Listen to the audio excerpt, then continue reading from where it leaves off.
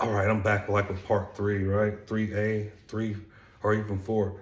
Hey, I wanted to talk about the Mexican Canal. Now, before I was really excited about it because I was like, man, they're digging and they're going to make a canal and it's going to connect the Salton Sea and ships are going to be able to come through and man, that's going to be so cool. How are they going to get in and turn around? But that's not what they're doing. They're they're actually building what they call a dry canal.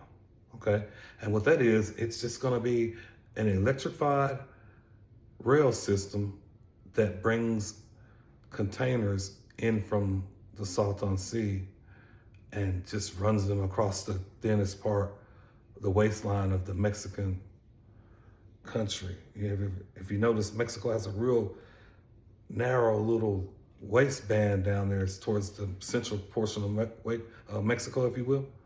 And this thing is called, I love the way it sounds, it's called the Interoceanic Corridor of the Isthmus of Tehuantepec.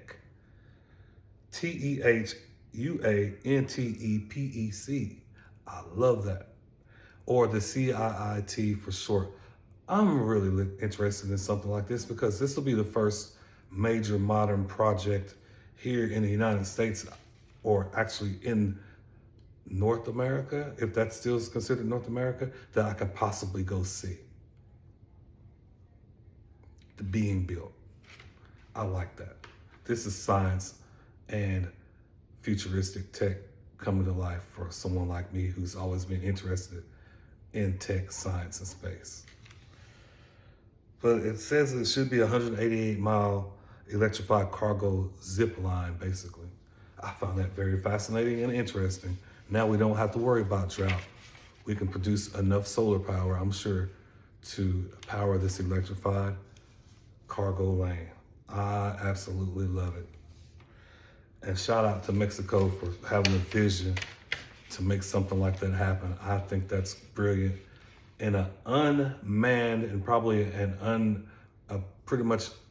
possibly an unoccupied or not as heavily occupied portion of the country,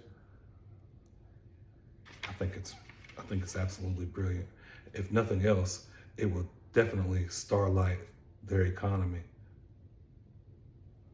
and bring a lot of jobs. I already understand that so far the construction alone has increased or has required quite a few laborers and produced quite a few jobs. Hats off to Mexico. Canada and Mexico, we're all in this together. We're attached by the hip. Gotta love it. That's all, you all.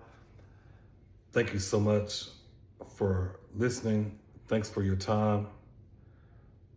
I would say stay tuned for the next one. I don't know when I'm gonna make another relevant video for something like this, but I will be on the subject and I will be studying this in the near future. So stay tuned if you wanna see more.